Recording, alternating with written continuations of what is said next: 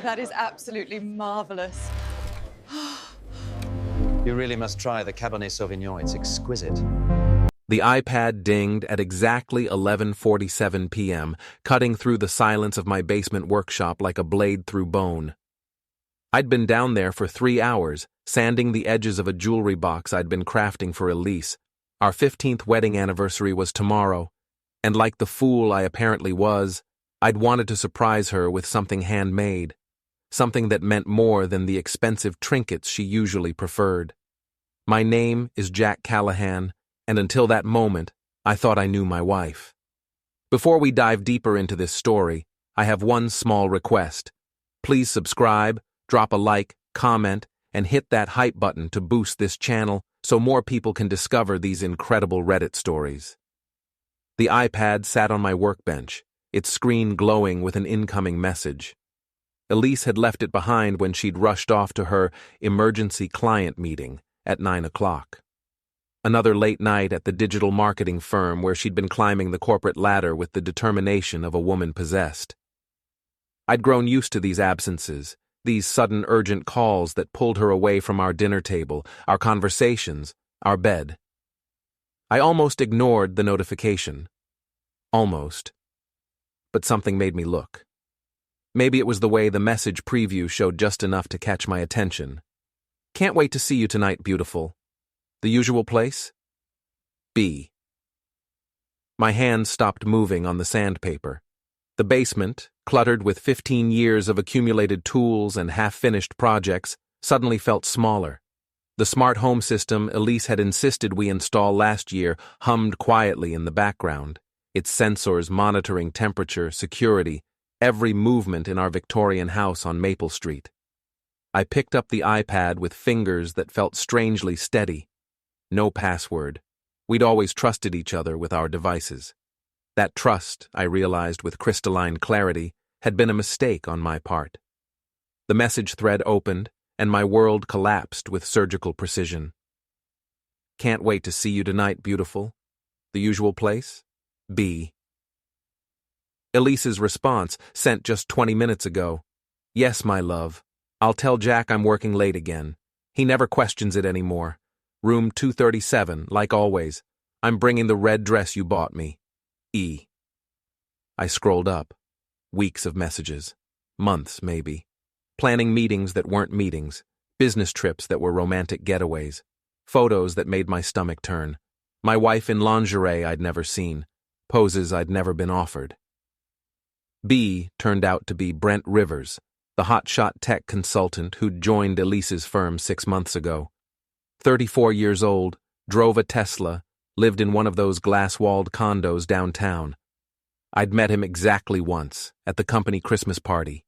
He'd shaken my hand with the kind of firm grip that screamed insecurity, called me buddy, and spent the entire evening talking about disrupting industries and maximizing synergies. I'd disliked him immediately. Apparently my wife had felt differently. The messages painted a picture I wished I could unsee. Secret hotel rooms, afternoon meetings that were anything but professional, plans to leave me, not for love, but for Brent's money and connections, Elise discussing our private life, our finances, even our bedroom habits with casual cruelty that made my chest tight.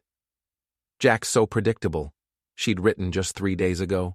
Always working on some little project in the basement. He thinks he's an artist, but he's just a construction foreman who got lucky with real estate. Brent, you make me feel alive again. I sat there in my basement workshop, surrounded by the evidence of my little projects, furniture I'd built for our home, repairs I'd made to keep our 100-year-old house standing strong, gifts I'd crafted with my own hands because I'd thought they meant something. The jewelry box sat half-finished on the workbench, its wood grain catching the light from my work lamp. My phone buzzed, a text from Elise. Client crisis resolved. Staying at the office to finish up some reports. Don't wait up. Love you. Love you. I almost laughed. Instead, I opened my laptop and began doing what I did best. Methodical, careful work. Construction had taught me patience, attention to detail, and the importance of a solid foundation before you start building anything. Even revenge. The cloud storage account we shared revealed more than she'd probably intended. Photos, documents, even location data from her phone. The Find My iPhone feature we'd set up for safety had been tracking every hotel visit, every lunch that lasted 3 hours, every lie she'd told me with a smile. I downloaded everything, organized it into folders, backed it up in 3 separate locations, including a hidden drive in my workshop safe. By 2 a.m., I had a complete picture of my wife's betrayal, documented with the kind of thoroughness that would have impressed any prosecutor. But I wasn't planning to take this to court. I was planning something much more personal. Elise came home at 2:47 a.m., slipping into bed beside me with practiced silence. She smelled like expensive cologne, not the kind I wore, and her hair was mussed in ways that had nothing to do with client meetings. "How was work?" I asked quietly in the darkness. "Exhausting," she whispered back. "But we saved the Morrison account. Sorry I'm so late." "Don't worry about it," I said, and meant it. I wasn't worried anymore. I was planning. She fell asleep within minutes, the sleep of someone whose conscience was either clear or completely dead. I lay awake until dawn, staring at the ceiling, thinking about 15 years of marriage, 2 miscarriages, countless shared dreams, and how quickly love could transform into something much colder and infinitely more dangerous. My phone buzzed with a calendar reminder. Anniversary dinner, 7 p.m., Chez Laurent. I smiled in the darkness. We were definitely going to celebrate. Just not the way Elise expected. The morning brought coffee, small talk, and Elise's excited chatter about our anniversary dinner. She'd made reservations at the most expensive restaurant in town, invited our closest friends, even arranged for a photographer to capture our special moment. She was practically glowing with anticipation. "I have such a wonderful surprise for you tonight," she said, kissing my cheek as she gathered her things for work. 15 years, Jack. Can you believe it?"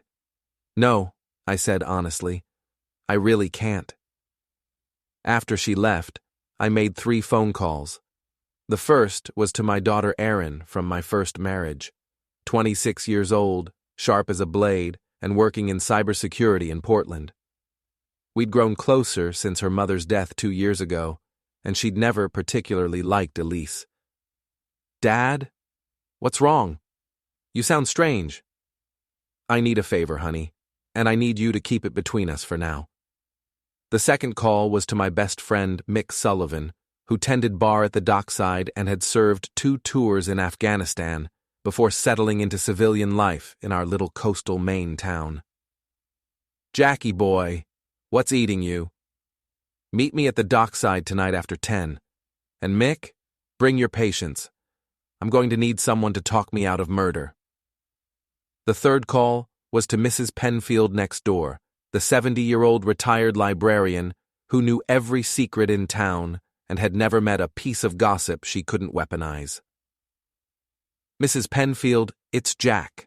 I was wondering if you'd like to join us for anniversary dinner tonight, as a surprise for Elise." "How lovely, dear. Should I bring my camera?" "That would be perfect." I spent the day at work running a construction crew that was renovating the old Pearson mansion on Harbor Street. Physical labor had always helped me think, and by quitting time, I had the skeleton of a plan forming in my mind. Nothing illegal, nothing violent, just the kind of methodical demolition I specialized in, applied to a marriage that was already structurally unsound. The anniversary dinner was held at Chez Laurent, in their private dining room overlooking the harbor. Elise had invited 6 couples, our closest friends, or at least the people we'd been socializing with for the past decade. She wore the black dress I'd bought her for her birthday, her hair perfect, her smile radiant. She had no idea that Mrs. Penfield was recording everything on her ancient but surprisingly high-quality digital camera. 15 years, I said, raising my glass when the moment felt right. 15 years of marriage to a woman who never ceases to surprise me. Elise beamed, squeezing my hand. "To my beautiful wife," I continued, looking directly into her eyes. Who has taught me that you never really know someone until you see them when they think no one is watching? The table laughed and applauded. Elise's smile flickered for just a moment, but she recovered quickly, always the professional. And to my husband, she said, standing with her wine glass, who has always been so understanding about my work schedule, so trusting, so accommodating. More laughter, more applause. Mrs. Penfield's camera captured every moment. During dessert, I excused myself to use the restroom. Instead, I walked outside and made a quick call to Brent Rivers' number, which I'd memorized from Elise's phone. Hello? Brent, this is Jack Callahan, Elise's husband. Silence. I know about the hotel rooms, I know about the red dress, I know about all of it. Listen, Jack, I can explain. No need, I said calmly. But I wanted you to know that I'll be taking care of this situation personally. Have a good evening. I hung up and returned to the table, where Elise was telling a story about a difficult client. Her phone buzzed. She glanced at it, and I watched the color drain from her face. Everything all right, dear? I asked. Fine, she said quickly, sliding her phone into her purse. Just work. But her hands were shaking now, and the smile had become a mask. The evening ended with hugs and congratulations from our friends. Mrs. Penfield handed me a small envelope as she left. The photos, dear, for your memory book. At home, Elise was quiet as we got ready for bed. I could feel her watching me, trying to gauge my mood, wondering if I knew. The uncertainty was eating at her, which was exactly what I'd intended. Jack, she said finally as I brushed my teeth. Is everything okay? You seem different tonight. I looked at her reflection in the bathroom mirror, still beautiful at 39, still the woman I'd fallen in love with in college. But that woman, I realized, had been an illusion, a performance. The real Elise was someone I'd never actually met. I'm fine, I said. Just thinking about the future, about what comes next. What do you mean? I turned to face her directly. I mean that 15 years is a long time to build something, and sometimes, when the foundation is rotten, the whole structure has to come down. She stared at me, and I could see her mind racing, trying to decide whether to confess, deny, or attack. She chose denial. I don't know what you're talking about. Room 237, I said quietly. The red dress, Brent Rivers.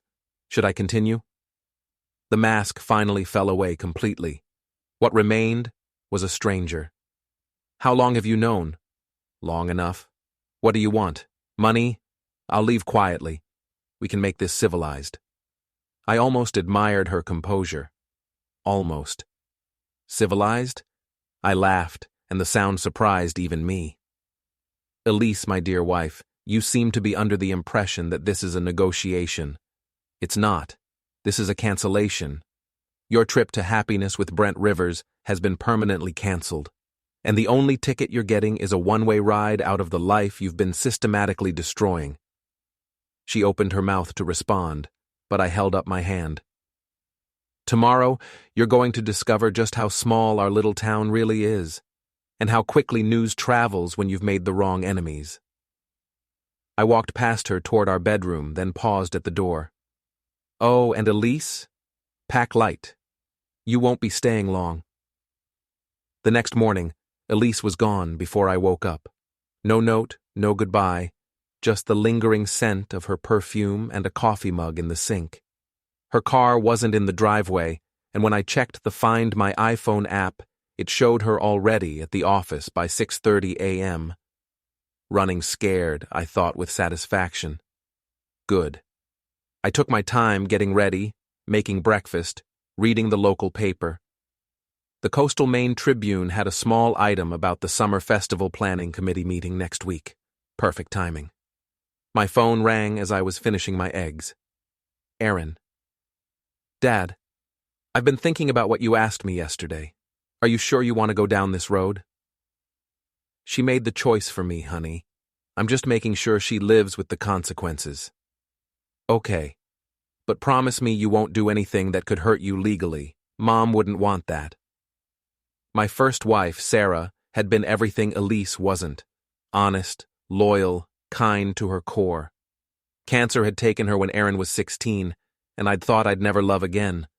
Then I'd met Elise at a charity fundraiser, been swept away by her energy, her ambition, her seeming devotion to making a life together. I promise, I told Erin. Everything I'm planning is perfectly legal. Morally questionable maybe, but legal. That's what worries me. I spent the morning installing additional security cameras around the house, visible ones in the front and backyards, and a few hidden ones inside. When Elise asked, I'd tell her it was because of the recent break-ins on Harbor Street.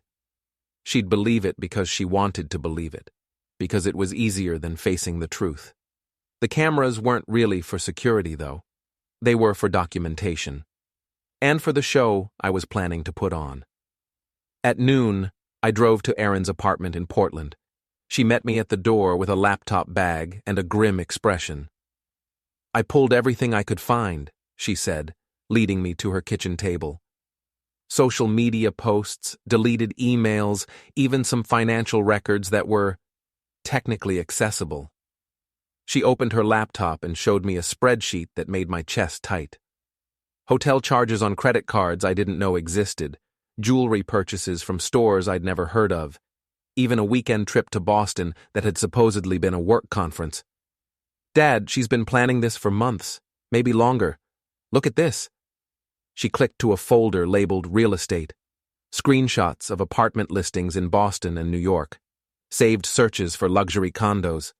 Email exchanges with realtors. She was going to leave you anyway, Erin said softly. The affair with this Brent guy, it's just the exit strategy. I stared at the screen, feeling something cold and final settle in my chest. How much? What do you mean? How much has she stolen from our accounts? Erin's fingers flew over the keyboard. Bank records appeared, credit card statements, investment accounts I'd forgotten we had. About $47,000, moved to accounts in her name only. She's been skimming for almost a year. Theft, adultery, fraud. The woman I'd loved for 15 years had been systematically dismantling our life together while I'd been building jewelry boxes in the basement. Can we get it back?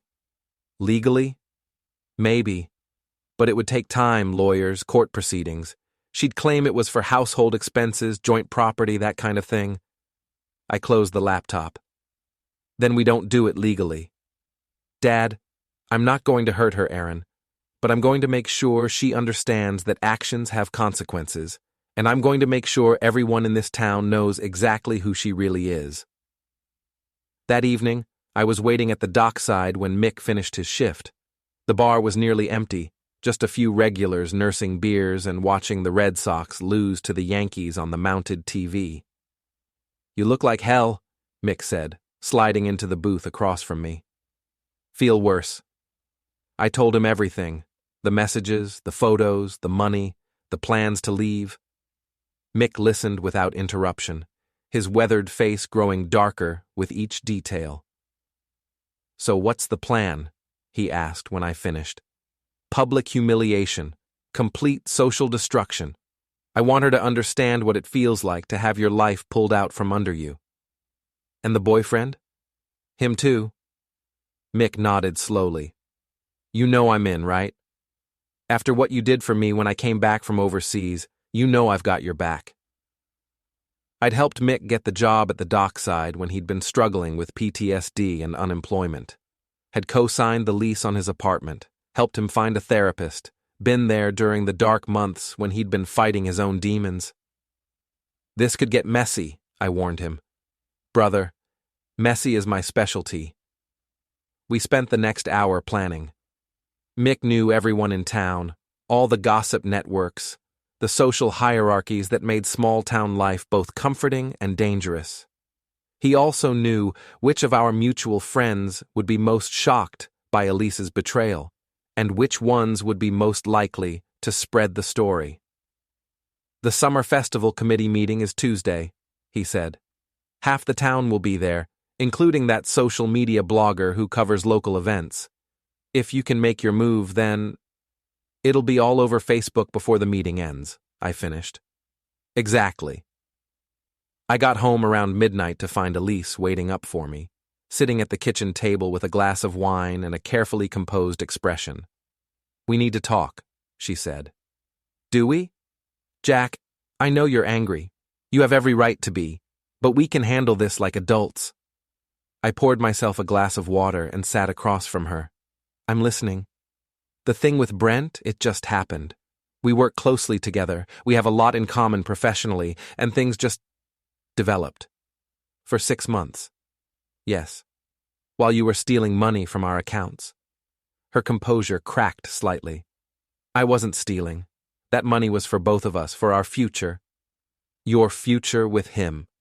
"Jack, please, let me finish." I gestured for her to continue. "I was going to tell you.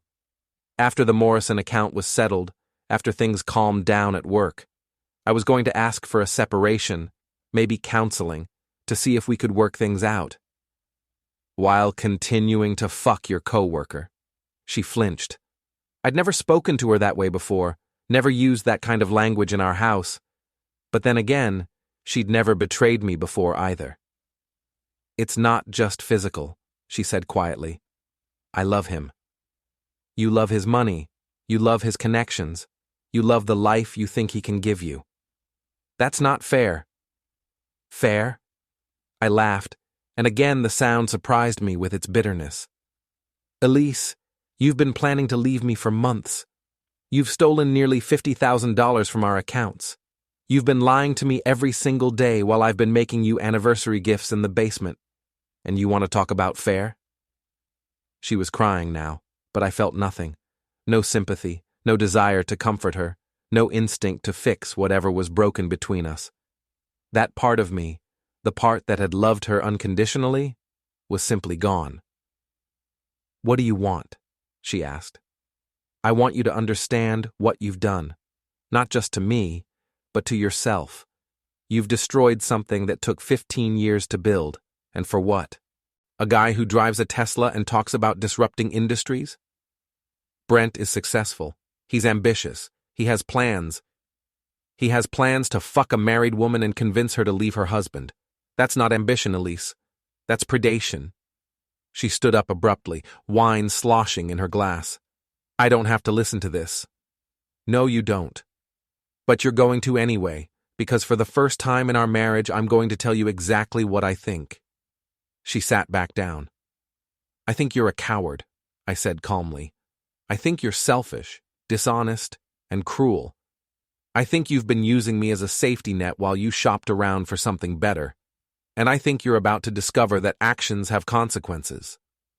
"Are you threatening me?" "I'm promising you." The next morning, she was gone again before I woke up.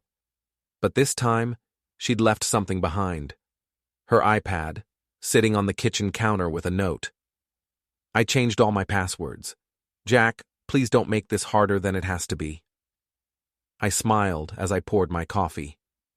She thought changing passwords would stop me. She had no idea that her boyfriend had been careless with his own digital security, or that my daughter was very good at her job. By the time I finished breakfast, I had access to Brent's email, his social media accounts, and his text messages. The man was an open book, and the story he was telling was about to become very public. I spent the morning at work, but my mind was on the evening ahead. The summer festival committee meeting was being held at the community center, and I'd volunteered to help with setup. It would give me access to the sound system, the projector, and most importantly, the captive audience of 43 of the most influential people in town. Mrs. Penfield called around lunchtime. "Jack, dear, I've been thinking about our conversation yesterday. Are you quite sure about this course of action?" "As sure as I've ever been about anything." "Well then, you should know that Elise and that young man were seen having lunch at the Harborview Hotel yesterday, in broad daylight. Sasha Morrison was there with her book club, and she was quite shocked. Sasha Morrison was the biggest gossip in town, married to the richest man in the county, and absolutely ruthless when it came to social warfare. If she'd seen Elise and Brent together, half the town already knew about it. Thank you for letting me know. Oh, and Jack, I may have mentioned to Sasha that you and Elise were having some difficulties. I hope you don't mind. I grinned. Mrs. Penfield was a strategic genius disguised as a sweet old lady. Not at all. In fact, I think it's time everyone knew the truth. I quite agree, dear. See you tonight. The community center was buzzing with activity when I arrived at 6 o'clock. The summer festival was the biggest event of the year, bringing in tourists, vendors, and enough revenue to fund half the town's annual budget. Everyone who mattered was there, from the mayor to the president of the Chamber of Commerce. I spent an hour helping arrange chairs and test the microphone, making small talk with people I'd known for years. Several of them asked about Elise, who was notably absent despite being on the committee.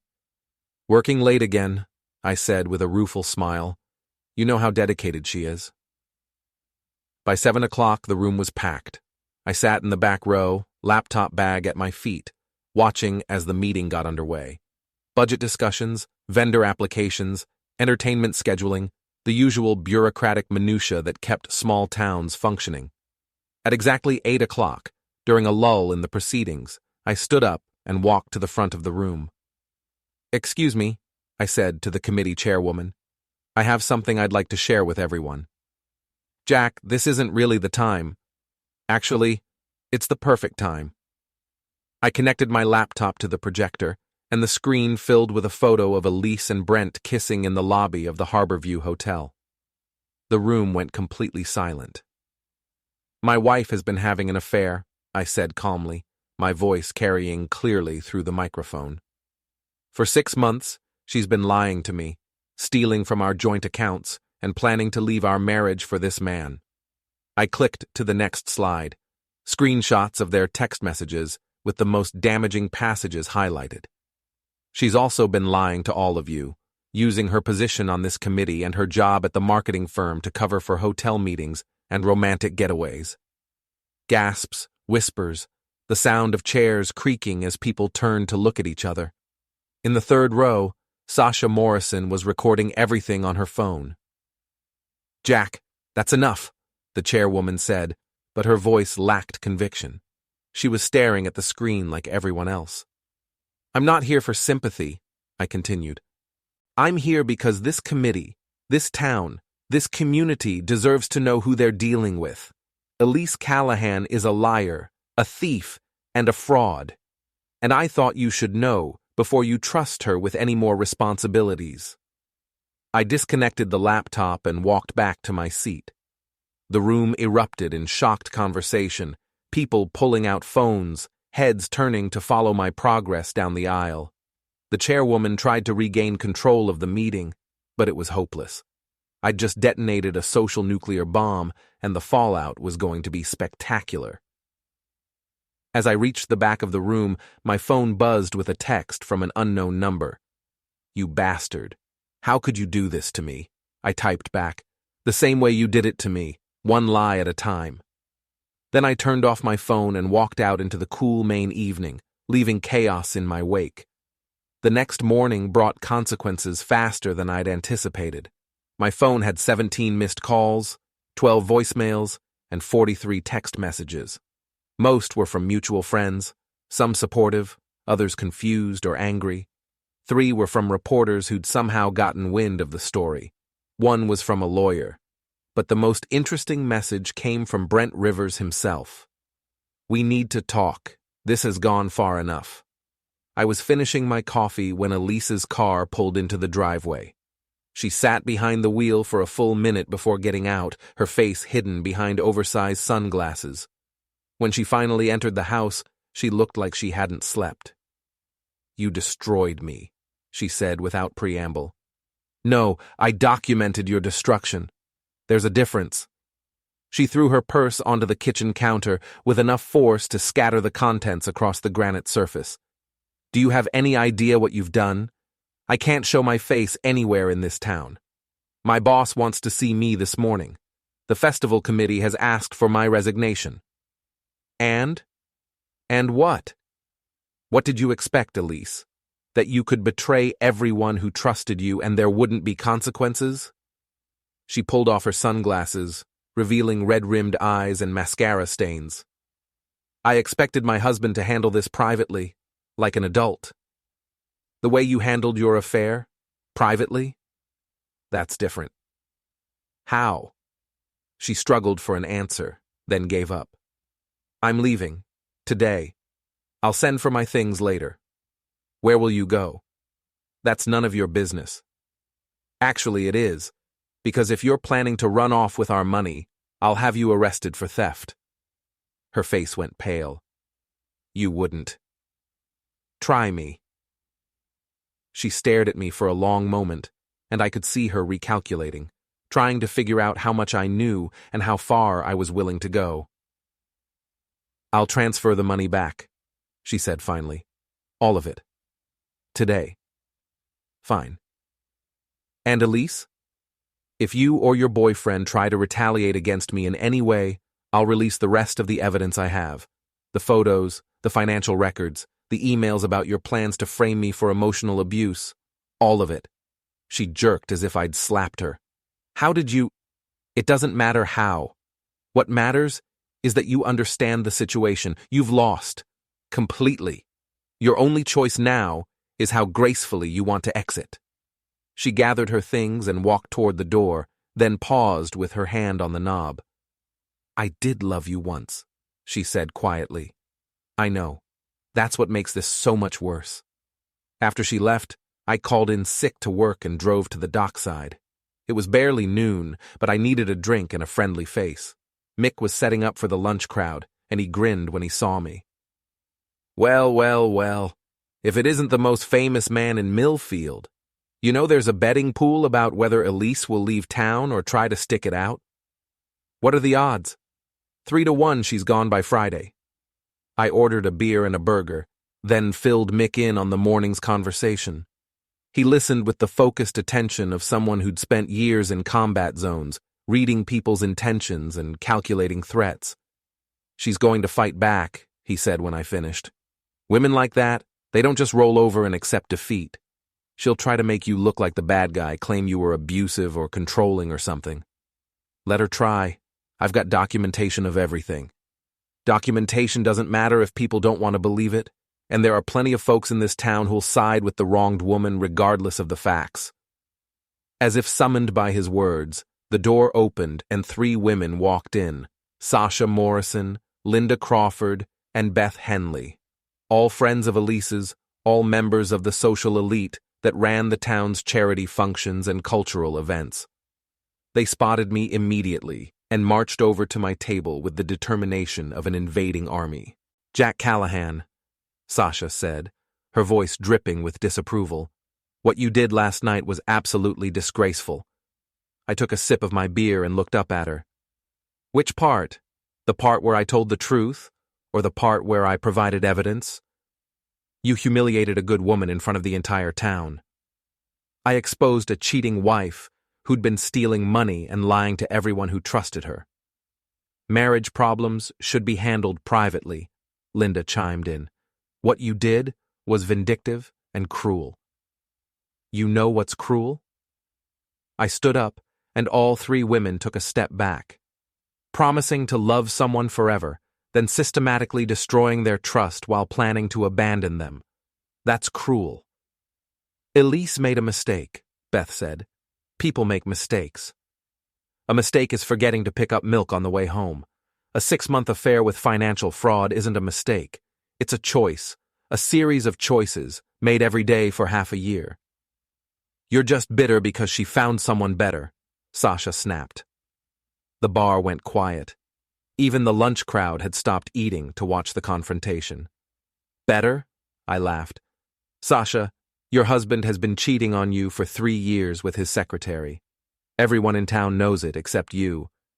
Maybe you should worry about your own marriage before you start defending other people's affairs. Sasha's face went white, then red. How dare you? It's true, isn't it? I looked at Linda and Beth. You both know it. The whole book club knows it. but nobody wants to tell poor Sasha that her rich husband is screwing around because it might upset the social order. That's enough, Linda said. No, it's not nearly enough. You want to talk about cruel?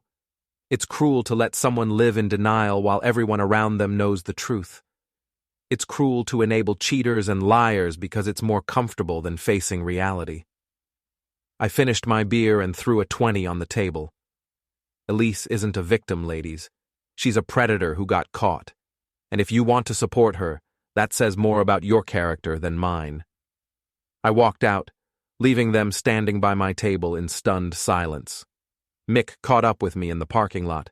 Jesus, Jack, you just declared war on half the town. Good. I'm tired of pretending that keeping secrets is the same thing as being polite. What's next? Now we go after the boyfriend. That afternoon, I drove to Brent's condo complex downtown. The Harborview Towers were the most expensive residential buildings in Millfield, all glass and steel and pretentious architecture. Brent's unit was on the 15th floor, with panoramic views of the bay and a monthly rent that probably exceeded my mortgage payment. I didn't go up. Instead, I parked across the street and waited. At 4:30, his Tesla pulled into the underground garage. At 5:15, he emerged on foot, dressed in running gear, and headed toward the waterfront trail.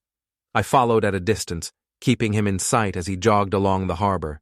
The trail wound through Millfield's historic district, past the old fishing piers and tourist shops, before curving around to the marina where the wealthy kept their boats. It was there that I made my move. Brent! He stopped running and turned, his face cycling through surprise, fear, and forced confidence when he saw me approaching. Jack, I was hoping we could talk. Were you? That's funny because I was hoping I'd never have to see your face again. He was breathing hard from the run, sweat beading on his forehead despite the cool evening air. Up close, he looked younger than his 34 years, with the kind of soft features that had probably made him popular with women his whole life. Look, I know you're angry. Do you? Do you really know that? Yes, and I understand why. But this doesn't have to get ugly. Elise and I, we never meant for it to happen this way. Which way did you mean for it to happen? The way where you convinced a married woman to steal money from her husband? Or the way where you planned to frame me for abuse to make your affair look justified? His face went pale. I don't know what you're talking about. Sure you do. I've seen the emails, Brent, the text messages, the whole plan to paint me as a controlling husband so Elise could play the victim when she left me. That wasn't... You were just what? Trying to find the easiest way to destroy a 15-year marriage without taking responsibility for it? A jogger passed us on the trail, and Brent waited until she was out of earshot before responding. Elise was unhappy, Jack. She had been for years. I didn't create that unhappiness. No, you just exploited it. I fell in love with her. You fell in love with the idea of stealing another man's wife. There's a difference. He tried to step around me, but I moved to block his path. We were the same height, but I had 40 pounds on him and 15 years of construction work. He wasn't going anywhere I didn't want him to go. This conversation is over, he said. No, it's not. See, you made this personal when you decided to target my wife. You made it worse when you convinced her to steal from me. And you made it unforgivable when you planned to destroy my reputation to cover your own ass. You did. And now you're going to face the consequences. I pulled out my phone and showed him a screenshot of his own email, sent to Elise 3 weeks earlier. If Jack becomes a problem, we can always claim he was emotionally abusive. Who's going to take the word of a construction worker over a successful marketing executive and a tech consultant? His face crumpled. How did you get that? It doesn't matter how. What matters is that everyone in town is going to see it. Your clients, your co-workers, your friends, everyone's going to know exactly what kind of man you really are. You can't do that. It would ruin me. The way you tried to ruin me? That's different. You were just planning to destroy an innocent man's life to cover up your own crimes. And now you're surprised that there are consequences? A couple walked past us on the trail, and I waited until they were gone before continuing. Here's what's going to happen, Brent. You're going to stay away from my wife. You're going to stay away from me, and you're going to leave town. I can't just leave. I have a job, a lease. Then you should have thought about that before you decided to fuck with my life. He tried to push past me, and I grabbed his arm, not hard enough to hurt him, but hard enough to make my point. I'm not finished talking to you. Let go of me or I'll call the police. Go ahead.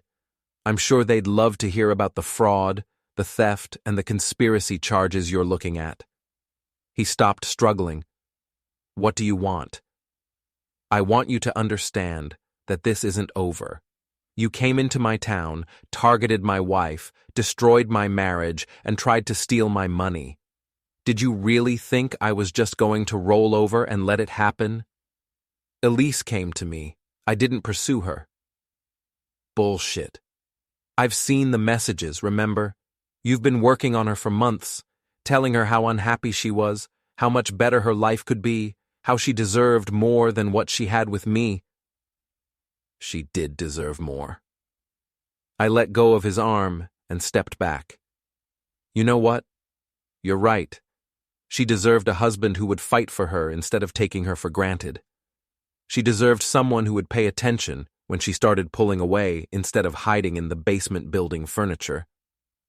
He looked confused by my sudden agreement. But you know what else she deserved? She deserved a man who wouldn't help her destroy her integrity.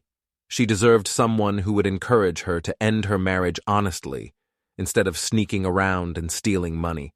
She deserved better than you, Brent. I love her. No, you don't. You love the idea of winning. You love the thrill of taking something that belonged to someone else. But you don't love Elise, because if you did, you would have made her a better person instead of a worse one. I started to walk away, then turned back. Oh, and Brent? Check your car when you get back to the garage. I think you might have a flat tire. I left him standing on the trail and walked back to my truck, parked 3 blocks away. By the time I got home, my phone was buzzing with a text from an unknown number. This isn't over. I typed back, You're right. It's just getting started. That evening, Mrs. Penfield knocked on my door with a casserole dish and a sly smile. I thought you might need a home-cooked meal, dear, and I wanted to let you know that the most interesting rumors are circulating about young Mr. Rivers. What kind of rumors? Oh, the usual things. Questions about his business practices, his client relationships, his tendency to pursue married women. You know how people talk. I do indeed. Of course, I would never spread gossip myself, but if someone were to ask me directly about what I've observed, well, I've always believed in telling the truth. I invited her in for coffee, and we spent an hour discussing the weather, the summer festival planning, and the unfortunate tendency of some people to make poor choices. By the time she left, I was confident that Brent Rivers' reputation in Millfield was about to become very complicated. My phone rang as I was getting ready for bed. Erin. Dad, I've been monitoring social media like you asked. The story is spreading faster than we expected. How fast? It's been picked up by 3 regional blogs shared on Facebook over 200 times, and someone created a hashtag, Millfield Scandal. Jesus. There's more. Brent Rivers' company is getting review bombed on Google. His LinkedIn profile is being flooded with comments, and someone, I'm not saying it was me, but someone, may have sent screenshots of those emails to his biggest clients. Erin, Dad, they tried to destroy you. They planned it, documented it, and would have gone through with it if you hadn't found out. This is justice. She was right, but I still felt a twinge of something that might have been guilt. Then I remembered Elise's face when she'd lied to me about working late, and the feeling passed. What about Elise? Her company put her on administrative leave pending an investigation. Apparently, Using company resources for personal affairs is against their ethics policy. And the money? Transferred back to your account this afternoon, all of it, plus interest. I hung up and sat in my empty house, listening to the sounds of a life that was rapidly falling apart. But for the first time in months, I felt like I could breathe. Tomorrow would bring new challenges, new confrontations, new consequences. But tonight, for the first time since I'd found that message on Elise's iPad, I felt like I was winning. The war was far from over, but I'd won the first battle, and I was just getting started. Friday morning brought rain and a knock on my door at 7 a.m. I opened it to find Sheriff Tom Dalton standing on my porch, looking uncomfortable and slightly apologetic. "Morning, Jack. Sorry to bother you so early." "What can I do for you, Tom?" We'd known each other since high school, had played on the same baseball team, dated sisters for a brief period senior year. He was a good man, fair and honest, which made his presence at my door concerning. "I need to ask you about an incident yesterday evening. Brent Rivers filed a complaint, says you threatened him down at the marina." "Did he now? What exactly did he claim I threatened him with?" Tom consulted his notepad. "Says you grabbed his arm, blocked his path, and made threats about ruining his life and forcing him to leave town." "And what did you tell him?" "I told him I'd look into it. So I'm looking into it." I stepped aside and gestured for him to come in. "Coffee? That'd be good." We sat at my kitchen table, and I told him exactly what had happened, word for word. Tom listened without interruption, occasionally making notes. "So you did grab his arm?" "I did. He was trying to walk away in the middle of our conversation." "And you did tell him to leave town?" "I suggested it might be in his best interest." Tom closed his notepad and leaned back in his chair. "Jack, I've known you for 25 years. You're not a violent man, never been in trouble, always been straight with me. But this situation with your wife, what about it? It's got people talking. Some folks think you went too far with that presentation at the committee meeting." "And what do you think?" "I think if my wife was cheating on me and stealing my money, I might do worse than embarrass her in public." He finished his coffee and stood up. "I'm going to file a report that says I investigated the complaint and found no evidence of criminal behavior. But Jack, you need to be careful. This Rivers fellow, he's got money and connections. He could make trouble for you if he wants to. Let him try." After Tom left, I called Mick and asked him to meet me at the harbor. The rain had stopped, but the sky was still gray and threatening. Perfect weather for what I had planned. "You look like shit," Mick said when he found me sitting on a bench overlooking the marina. "Feel worse. Tom Dalton paid me a visit this morning." I filled him in on the complaint and the sheriff's response. Mick listened with growing anger. "That little prick is trying to play victim after what he did to you?" "Apparently. So what's the plan?" I pointed toward the marina parking lot, where Brent's Tesla sat gleaming in the weak sunlight. "He comes here every Friday evening to check on his boat. 42-foot Sea Ray, slip number 7, probably worth more than my house. And I think it's time Mr. Rivers learned what real consequences look like." We spent the afternoon making preparations. Mick had connections throughout the marina, former military buddies, fishing guides, dock workers who'd grown up in Millfield and had no love for rich outsiders who looked down on locals. By 5 o'clock, we had everything in place. Brent arrived at 6:15, dressed in his usual expensive casual wear, designer jeans, polo shirt, boat shoes that had probably never touched a real deck. He walked through the marina like he owned it, nodding condescendingly to the few people he encountered. I watched from the harbor master's office as he approached his boat. Everything looked normal. The Sea Ray was floating peacefully in its slip, no obvious signs of tampering, but appearances could be deceiving. He climbed aboard and disappeared into the cabin. 5 minutes later, he emerged with a confused expression and his phone pressed to his ear. "Yeah, it's Brent. I'm having some kind of electrical problem with the boat. The engines won't turn over, the radio's dead, even the lights aren't working. I couldn't hear the other side of the conversation, but I could guess. Marine electrical problems were notoriously difficult to diagnose and expensive to fix, especially when they were caused by someone who knew exactly which fuses to pull and which connections to loosen. Brent spent 20 minutes trying to troubleshoot the problem, growing more frustrated by the minute.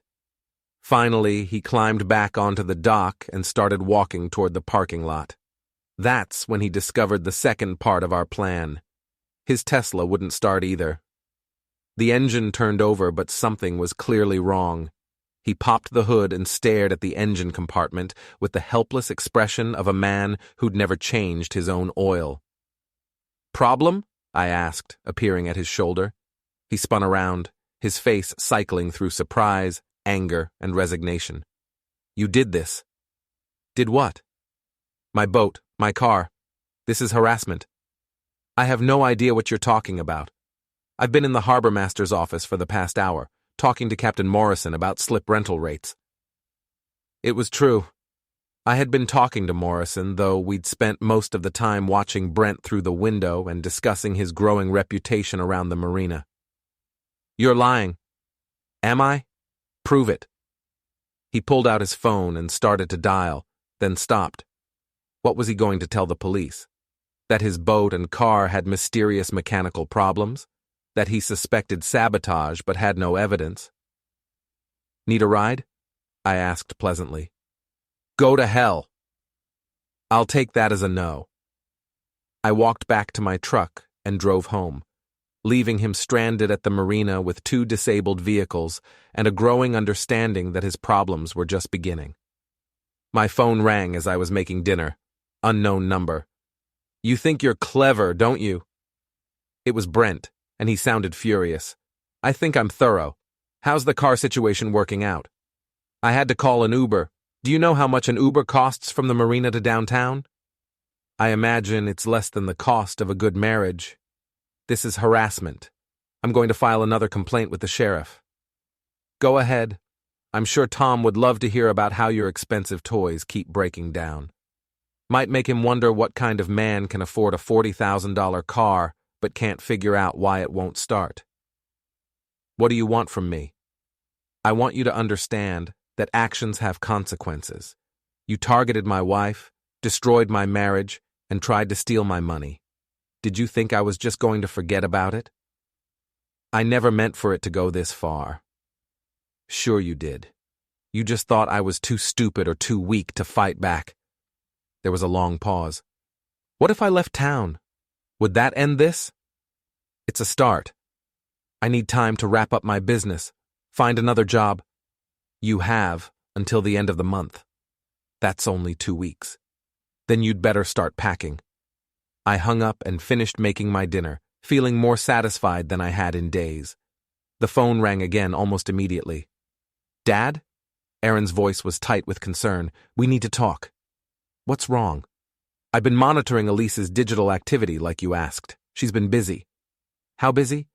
"She's created fake social media accounts, started spreading rumors about you being abusive, even contacted a local reporter about doing a story on domestic emotional abuse." I felt something cold settle in my stomach. "What kind of rumors?"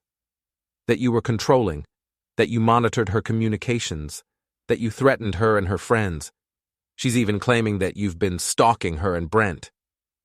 Son of a bitch. "Dad, this could be serious. If she convinces people that you're dangerous..." "I know. Can you trace the accounts back to her?" "I can, but it would take time and might not hold up legally. She's been careful, using public computers, borrowed phones, that kind of thing." "What about the reporter?" "Jessica Walsh from the Tribune. She's been asking around about you, talking to neighbors, trying to verify Elise's claims." I knew Jessica slightly. Mid-30s, ambitious, always looking for the story that would get her noticed by the bigger papers in Portland or Boston. A story about domestic abuse in a small town, especially one involving a recent public scandal, would be exactly the kind of thing she'd jump on. "I need to get ahead of this," I said. "How?" "I'm going to tell my side of the story first." The next morning, I drove to the Tribune offices and asked to speak with Jessica Walsh. She was younger than I'd expected, with short dark hair and the kind of intense energy that marked ambitious journalists. "Mr. Callahan, I was hoping to speak with you. I'm sure you were. Can we talk privately?" She led me to a small conference room and pulled out a digital recorder. "Do you mind?"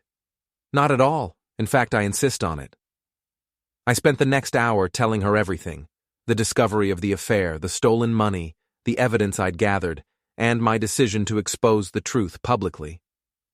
I showed her the same documentation I'd presented at the committee meeting, plus additional evidence that painted a clear picture of Elise and Brent's deception. "These are serious allegations," Jessica said when I finished. "They're not allegations, they're facts, backed up by evidence. Your wife claims that you were emotionally abusive, that you controlled her finances and monitored her communications. I monitored her communications after I discovered she was cheating and stealing from me.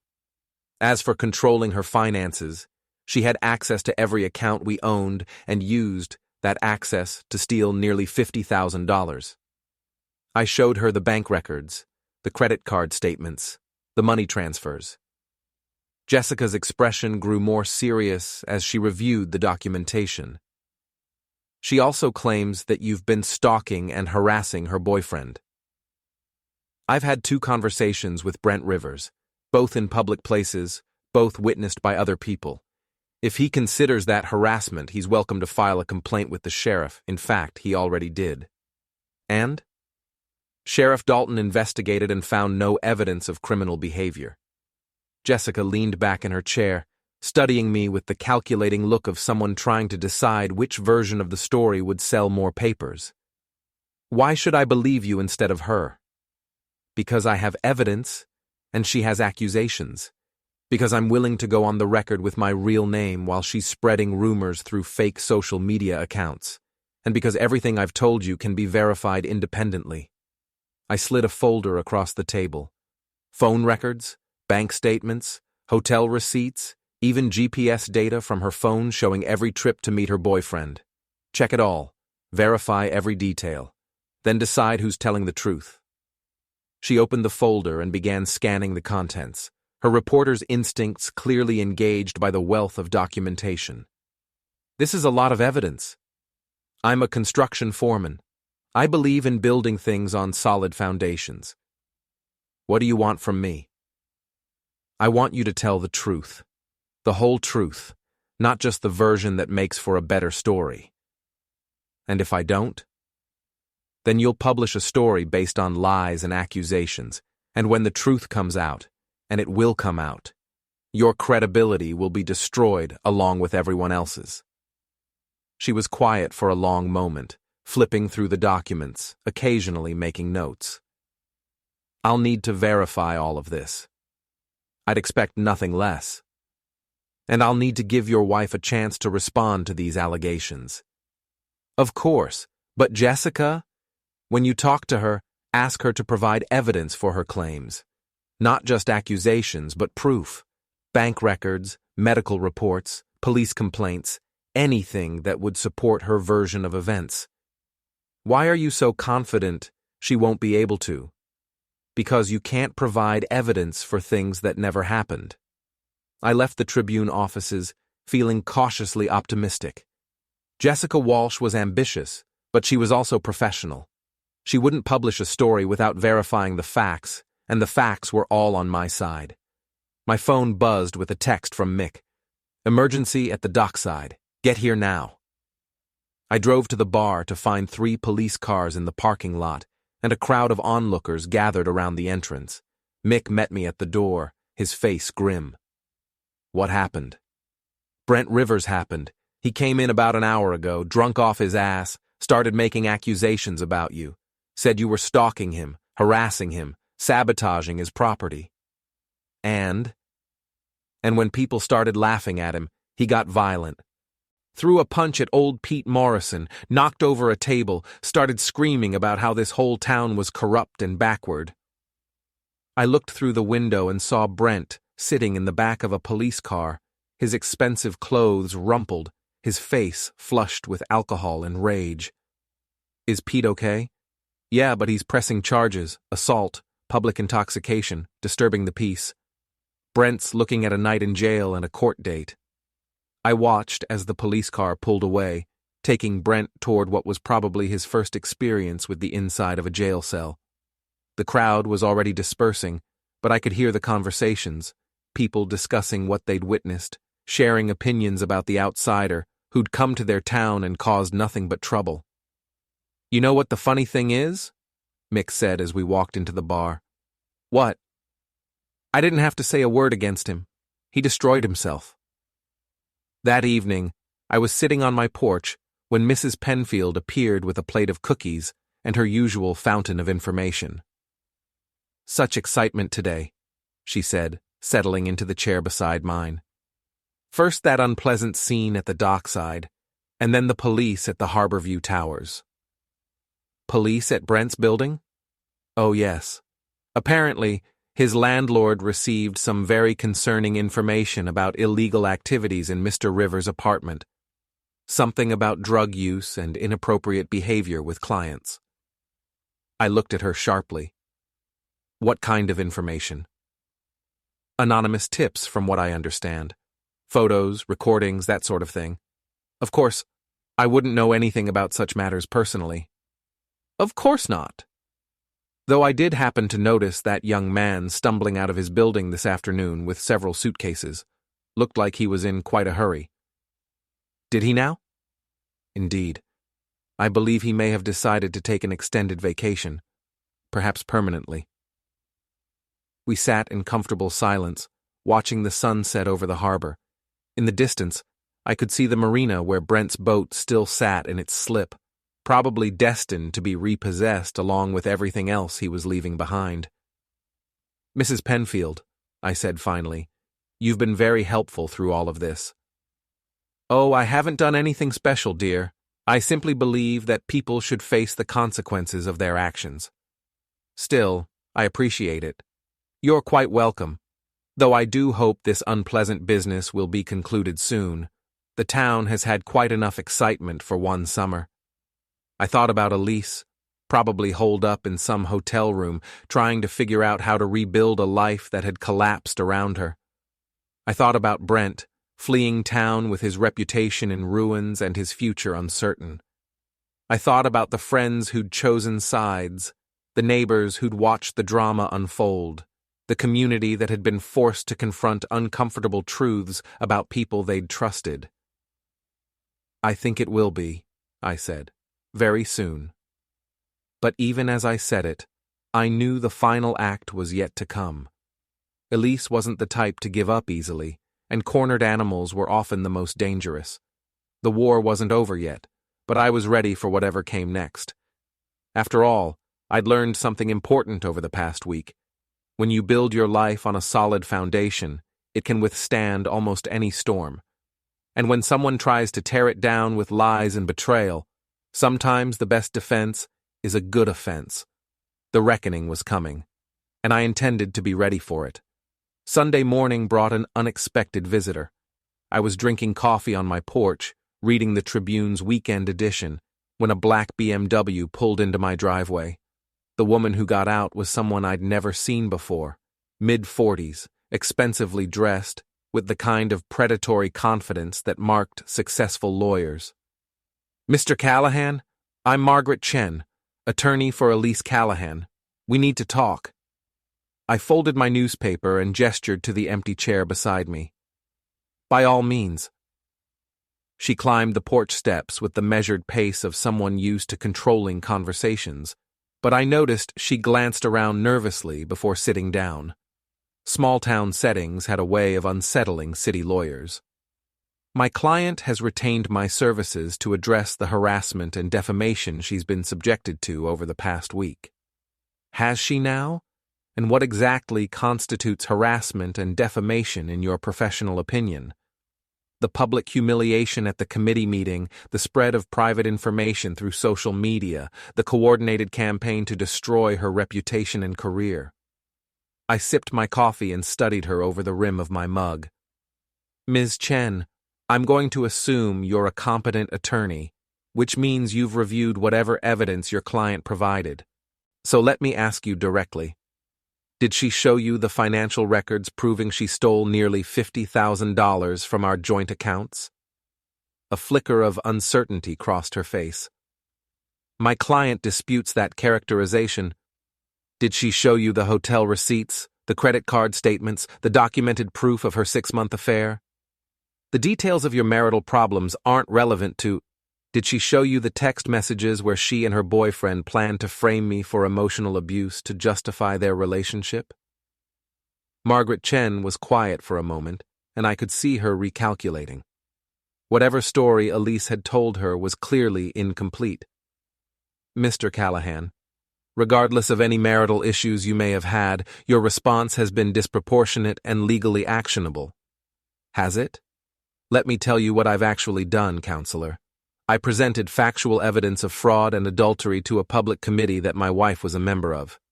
I had 2 conversations with her boyfriend, both in public places, both witnessed by other people. And I defended myself against false accusations by providing documentation to a reporter. I pulled out my phone and showed her a screenshot. This is the article that ran in yesterday's Tribune. Notice anything interesting about it? She read quickly, her expression growing more concerned with each paragraph. Jessica Walsh had done her job thoroughly, presenting both sides of the story, but making it clear which version was supported by evidence. The reporter verified everything, I continued. Bank records, hotel receipts, phone logs, even security camera footage from the Harbor View Hotel.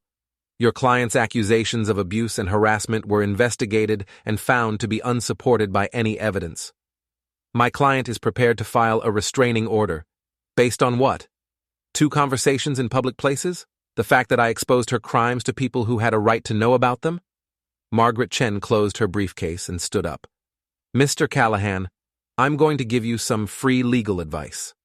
This situation has escalated beyond what anyone intended. My client is willing to walk away quietly if you agree to stop any further public discussion of your marital problems. Your client is in no position to negotiate anything. She's a proven liar, thief, and adulterer whose reputation in this town is permanently destroyed. If she wants to walk away quietly, she's welcome to do so. But she doesn't get to dictate terms to me. You're making a mistake. The only mistake I made was trusting a woman who spent 6 months systematically betraying that trust. Everything else has been a correction. After she left, I called Erin and told her about the visit. She listened with growing anger. Dad, this is exactly what I was worried about. She's trying to flip the script, make you look like the aggressor. Let her try. I've got documentation of everything, and the Tribune article establishes the timeline clearly. There's something else. I've been monitoring her digital activity, and she's been in contact with Brent Rivers. They're planning something. What kind of something? I'm not sure yet, but they've been exchanging encrypted messages through a secure app. Whatever they're planning, they don't want anyone to see it. Can you break the encryption? Maybe, but it would take time. And Dad? There's something else you should know. Brent Rivers didn't leave town. I felt something cold settle in my stomach. What do you mean? I mean, he checked out of his apartment and made a big show of loading his car, but he never actually left Millfield. He's been staying at a motel on Route 1, paying cash, using a fake name. How do you know this? Because I've been tracking his phone. He turned off location services, but there are ways around that if you know what you're doing. Where is he now? The Seaside Motel, room 12. But Dad, you can't just go over there. If this is some kind of setup, it probably is, which is why I'm not going alone. I called Mick and asked him to meet me at the harbor. Then I called Sheriff Dalton and told him I had reason to believe Brent Rivers was still in town despite claiming to have left, and that I was concerned about potential retaliation. You want me to check on him? I want you to be aware of the situation. If something happens tonight, I want there to be a record that I tried to handle it through proper channels. Jack, what are you planning? I'm planning to end this once and for all. That evening, Mick and I drove to the Seaside Motel, a rundown establishment that catered to transients and people who needed to disappear for a while. Room 12 was on the ground floor, facing the parking lot, with a clear view of anyone approaching. "This feels like a trap," Mick said as we sat in my truck watching the room. "It is a trap. The question is, who's trapping whom?" At 9:30, a car pulled into the parking lot. Elise got out and walked quickly to room 12, glancing around nervously before knocking on the door. Brent let her in, and the curtains closed immediately. "What now?" Mick asked. "Now we wait." At 10:15, my phone rang. "Elise. Jack, I need to see you tonight." "Do you now? Where?" "The old amusement park on Miller Road. You know the place." I knew it well. Funland had been closed for 5 years, ever since the owner died, and the family couldn't afford to maintain it. The property sat empty now, a collection of rusting rides and abandoned buildings that the town had been trying to sell or demolish for years. "Why there?" "Because it's private, because we can talk without interruption. Jack, I know you're angry, but we need to end this, for both our sakes." "What makes you think I want to talk?" "Because you're not a cruel man. Because somewhere under all this anger, you still care about me." I almost laughed. "Fine. When?" 11 o'clock. Come alone." "Of course. Wouldn't want to make things complicated." I hung up and looked at Mick.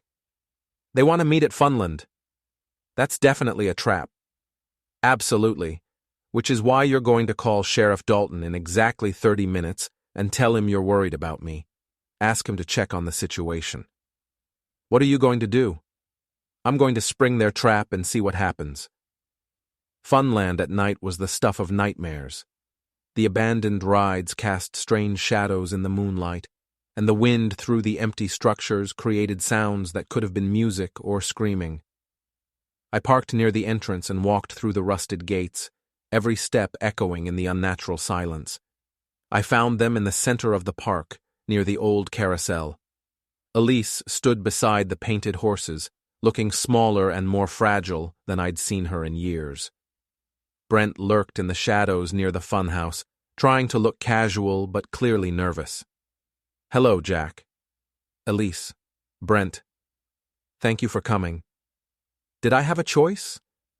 She stepped closer, and I could see tears on her cheeks. Real tears, unless she'd gotten much better at acting. "I never wanted it to end this way." "How did you want it to end?"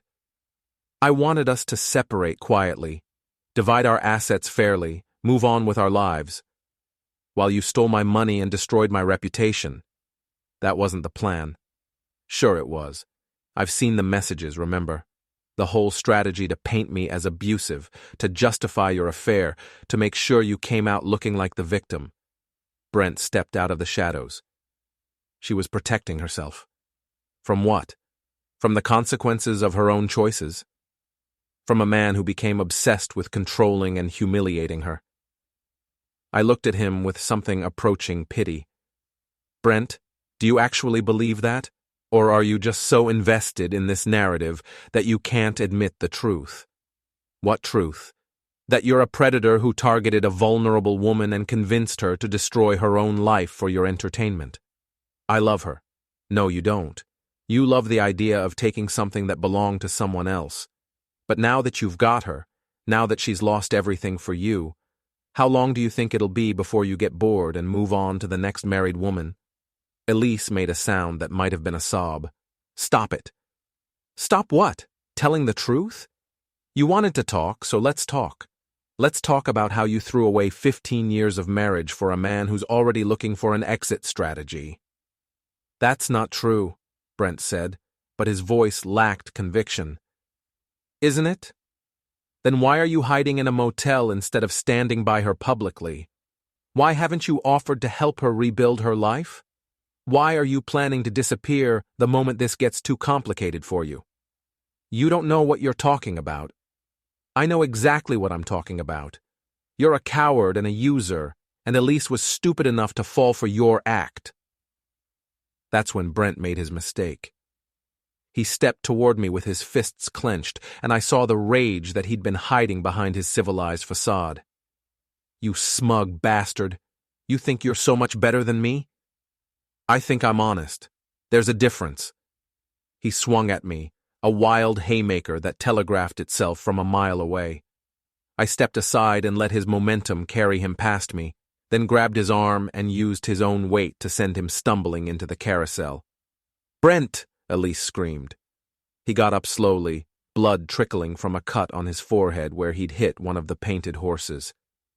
"You attacked me. That's assault. You swung first. I defended myself." "No one will believe that. Won't they?" That's when Sheriff Dalton's voice cut through the darkness. "Everyone stay exactly where you are." 3 flashlight beams converged on us as Tom and 2 deputies emerged from the shadows around the park.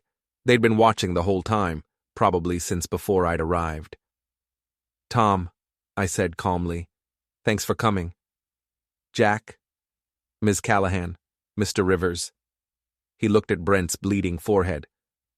"Someone want to tell me what happened here?" "He attacked me," Brent said immediately.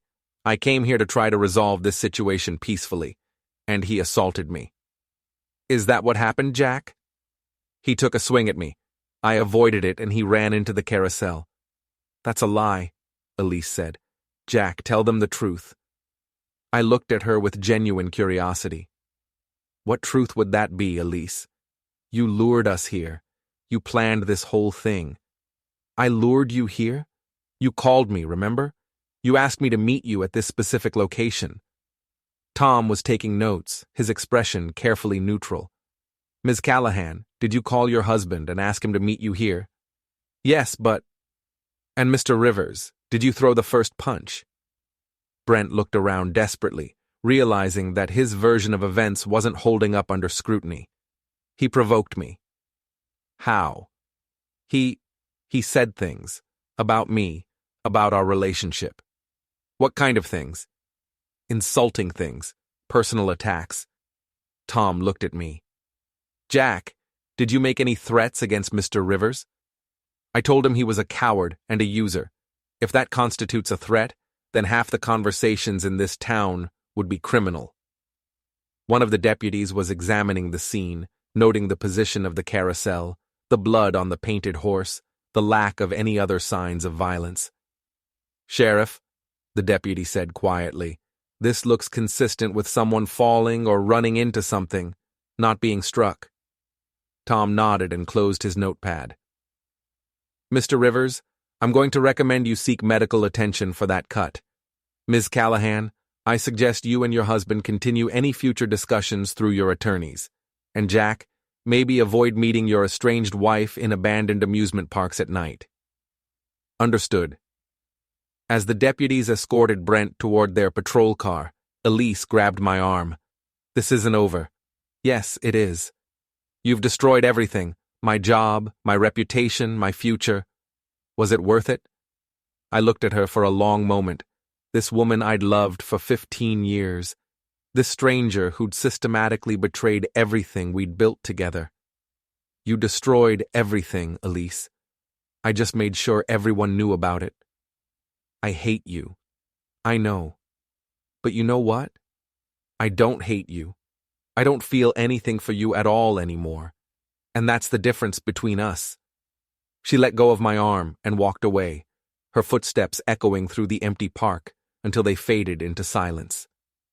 Tom waited until she was gone before approaching me. "Jack, this has to stop. I know what she did to you, and I understand why you're angry, but this vigilante justice thing, it's going to get you in trouble. I haven't broken any laws. Maybe not technically, but you're walking a fine line, and there are people in this town who think you've gone too far." "And what do you think?" He was quiet for a moment, looking out at the abandoned rides and empty buildings that surrounded us. "I think if someone did to my wife what they did to you, I might do worse than embarrass them in public. But I also think it's time to let it go. You've won, Jack. They're both finished in this town, probably finished anywhere else they try to go. Their reputations are destroyed, their relationship is falling apart, and they're facing legal and financial consequences that will follow them for years. And if they try to retaliate? Then we'll deal with it through proper channels. But Jack, You need to move on with your life. Don't let their betrayal turn you into someone you don't want to be. I nodded, understanding his point, but not entirely agreeing with it. Some things required more than legal consequences. Some betrayals demanded a reckoning that went beyond courtrooms and official sanctions. But Tom was right about one thing. I had won, completely and decisively. Elise and Brent were finished, their plans in ruins, their future together already showing cracks that would only widen with time. As I drove home through the quiet streets of Millfield, I felt something I hadn't experienced in weeks. Peace. Not happiness, not satisfaction, but a deep, quiet sense that justice had been served and the account was finally balanced. Tomorrow would bring new challenges, new decisions about how to rebuild a life that had been torn apart by betrayal. But tonight, for the first time since I'd found that message on Elise's iPad, I felt like I could sleep without anger eating at my chest. The war was over, and I had won it completely. Monday morning brought clarity in the form of a phone call from Margaret Chen. Mr. Callahan, my client has decided not to pursue legal action against you. Smart decision. However, she wants you to know that she's leaving Millfield permanently, today. Even smarter. She also wanted me to convey that she's sorry for how things ended. I was quiet for a long moment, watching the morning light filter through my kitchen window, illuminating the empty coffee mug that had been Elise's favorite. Ms. Chen, please tell your client that sorry doesn't repair 15 years of broken trust. Sorry doesn't return stolen money or undo public humiliation. Sorry is just a word people use when they're caught and want to avoid consequences. Mr. Callahan, tell her I said goodbye. I hung up and poured myself another cup of coffee, then walked out to my porch to watch the town wake up. Mrs. Penfield was already in her garden, tending to her roses with the methodical care of someone who understood that beautiful things required constant attention and protection. "Good morning, dear," she called out. "Lovely day, isn't it?" "It is indeed." At 10 o'clock, I drove to the Harbor View Hotel and parked where I could see the entrance. I didn't have to wait long. Elise emerged at 10:30, wheeling a single suitcase and looking around nervously as she waited for her ride. A taxi arrived 5 minutes later. As she climbed into the back seat, she looked directly at my truck. Our eyes met through the windshield, and I saw something that might have been regret or defiance or simple exhaustion. Then the taxi pulled away, carrying her toward the bus station and whatever life awaited her beyond Millfield. I felt nothing. No sadness, no relief, no sense of victory. She was simply gone, like a fever breaking or a storm passing out to sea. My phone buzzed with a text from Erin. Brent Rivers was arrested this morning in Portland. Outstanding warrant for check fraud in Massachusetts. I smiled and typed back, "Some problems solve themselves." That afternoon, I drove to the dockside for lunch and found the place buzzing with conversation. The arrest had made the local news, and the story was spreading through town with the speed that only small-town gossip could achieve. "Jackie boy," Mick called out as I entered. "You hear the news?" I heard. "Turns out your boy Brent has been running scams all over New England. Bad checks, fake business deals, even some kind of investment fraud in Connecticut." I ordered a beer and a burger, listening as the conversations swirled around me. The consensus seemed to be that Millfield had dodged a bullet, that the outsider who'd tried to disrupt their community had been exposed as the criminal he'd always been. "You know what the funny thing is?" said Pete Morrison, the old fisherman who'd been on the receiving end of Brent's drunken punch. I could tell he was no good the first time I saw him. Something about the eyes. "You said the same thing about the last 3 newcomers," his wife pointed out, "and I was right about them too." The laughter that followed was warm and inclusive, the kind that marked the end of a crisis and the return to normal life. I was part of that laughter now, accepted back into the community that had watched my marriage explode in public and decided I was the wronged party.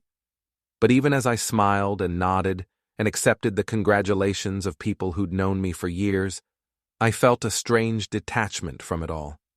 The man they were celebrating, the loyal husband who'd been betrayed and had fought back with righteous anger, was real enough. But he was also incomplete. Because the truth was, I'd enjoyed it. The planning, the manipulation, the systematic destruction of two people who'd tried to destroy me. I'd enjoyed watching them squirm, enjoyed their fear and confusion and growing desperation. That should have bothered me more than it did.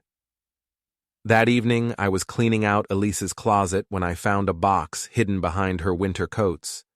Inside were letters, dozens of them, written on expensive stationery, tied with ribbon like something from a romantic movie. I opened one at random and immediately wished I hadn't. It was from Brent, dated 3 months ago, full of flowery language about destiny and soulmates and the courage to seize happiness. The kind of manipulative romanticism that worked on women who'd been married to practical men for too long. But as I read more of them, a different picture emerged. Brent's letters weren't just romantic, they were calculating. He'd researched our finances, our property values, even my work schedule. He'd known exactly how much money Elise would be able to access, exactly when I'd be out of the house, exactly which emotional buttons to push to make her feel justified in her betrayal.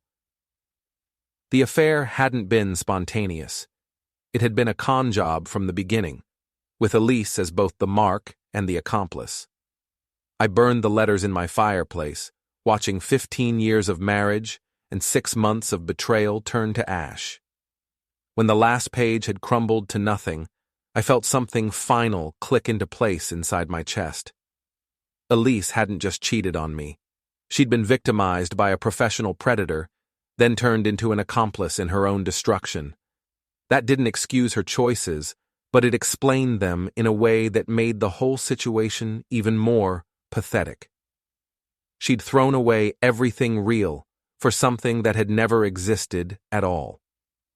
Tuesday brought a visit from Jessica Walsh, who wanted to do a follow-up story about Brent's arrest and its connection to the local scandal.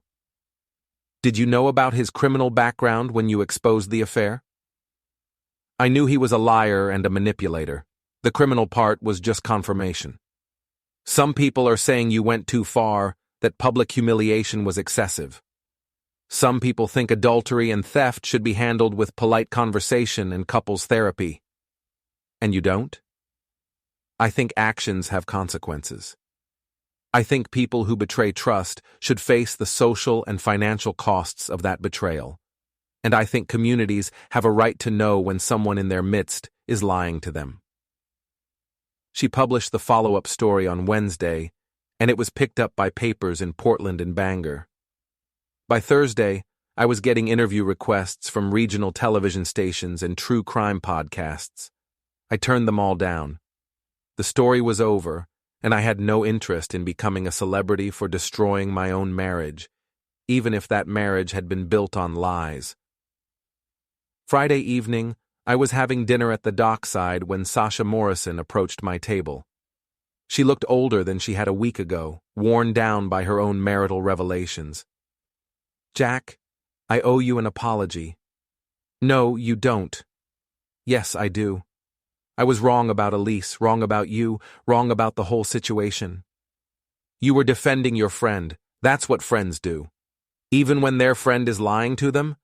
I gestured for her to sit down. "Especially then. Loyalty is a rare thing, Sasha. Don't apologize for having it." "But you were right about my husband, about everything." I was angry, and I said things I shouldn't have said. Your marriage is your business, not mine. She was quiet for a moment, staring at her hands. I confronted him. About the secretary, about all of it. And he didn't even try to deny it. Just said he was sorry I'd found out. What are you going to do? I don't know. We've been married for 22 years. We have 3 kids, a business, a whole life together. How do you just throw that away? I thought about my own answer to that question, about the choices I'd made and the prices I'd paid for them. You don't throw it away. I said finally. You decide whether what's left is worth saving. And if it is, you figure out how to rebuild it. If it's not, you end it as cleanly as possible and start over. How do you know which choice is right? You don't. You just make the best decision you can with the information you have, and then you live with the consequences. She nodded and stood up. Thank you. For what?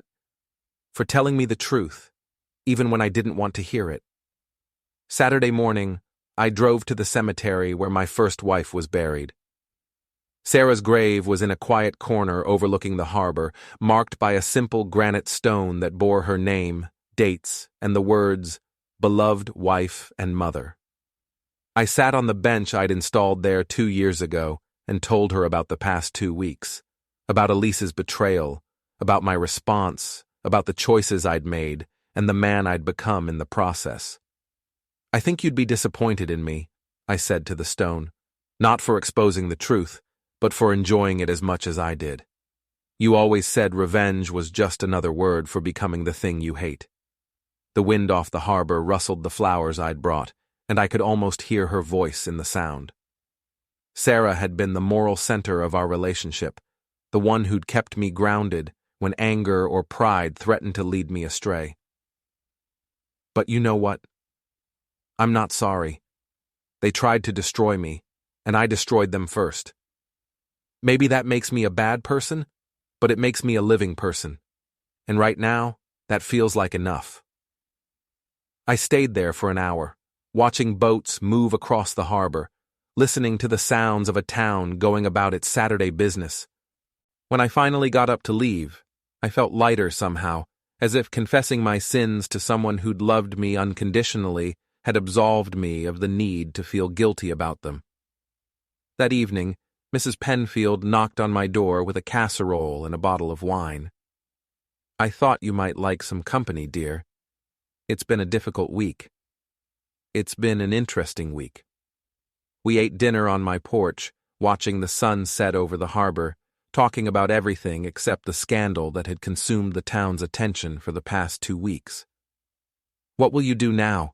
She asked as we finished the wine. I don't know. I've spent so much energy on this situation that I haven't thought about what comes next. You're still a young man, Jack. 42 isn't old, despite what you might think. You have time to build a new life. Do I want to?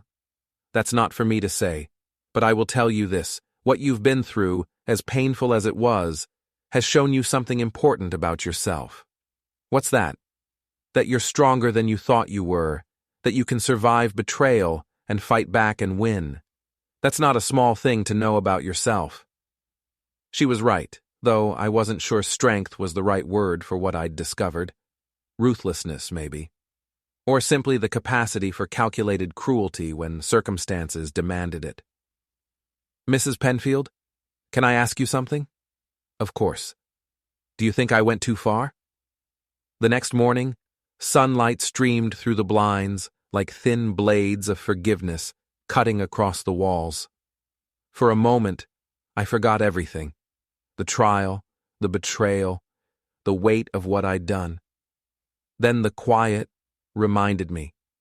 Houses remember. The silence after war feels different. It's not peace exactly, more like the absence of noise where meaning used to be.